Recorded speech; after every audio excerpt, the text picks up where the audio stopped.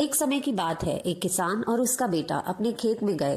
खेत में घास फूस और झाड़ियां हर तरफ उगाई थी। किसान ने चारों ओर देखा और गहरी सांस लेते हुए बेटे से कहा, यह खेत तो अब जंगल जैसा हो गया है, इसे साफ करना बहुत जरूरी है। मैं कल ही किसी को बुलाकर इसे जल्दी साफ करवाता हूँ। पास ही एक घने झाड़ के पीछे चिड़िया और उसका परिवार घोंसले में रहते थे। किसान की बात सुनकर चिड़िया घबरा गई। उसने अपने पति से कहा, सुनो, किसान ने खेत साफ कराने की बात कही है।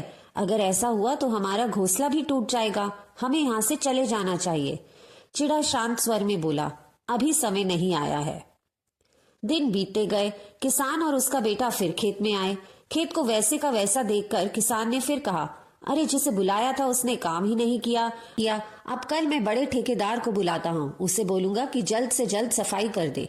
चिड़िया ने फिर अपने पति से कहा, सुनो, अब और इंतजार मत करो। किसान ने बड़े ठेकेदार को बुलाने की बात कही है। खतरा बढ़ रहा है। चलो किसी सुरक्षित जगह पर घर बना लेते हैं।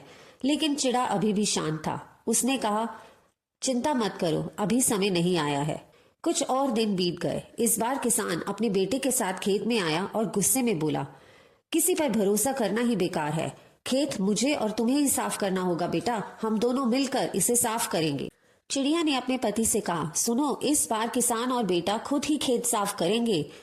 यह सुनते ही चिड़ा सतर्क हो गया। उसने गंभीरता से चिड़िया से कहा, अब समय आ गया है, हमें यहाँ से तुरंत उड़ जाना चाहिए। इस बार खतरा है।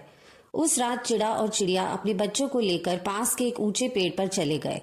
अगले दिन किसान और उसका बेटा खेत साफ करने में जुट गए। खेत की झाड़ियां और घास फूस पूरी तरह हटा दी गई। लेकिन चिड़ा और चिड़िया पहले ही सुरक्षित जगह पहुंच चुके थे।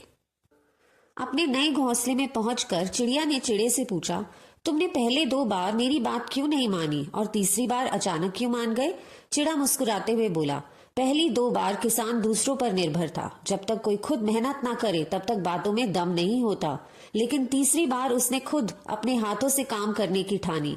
जब कोई खुद जिम्मेदारी लेता है अपने काम की, तभी असली काम हो पाता है। यही वजह थी कि मैंने तीसरी बार तुरंत कदम उठाया। हमारा जीवन हमारी जिम्मेदारी है। अगर हम दूसरों पर निर्भर रहेंगे तो हमारा काम अधूरा रह जाएगा। जो काम हमारा है उसे हमें ही करना होगा।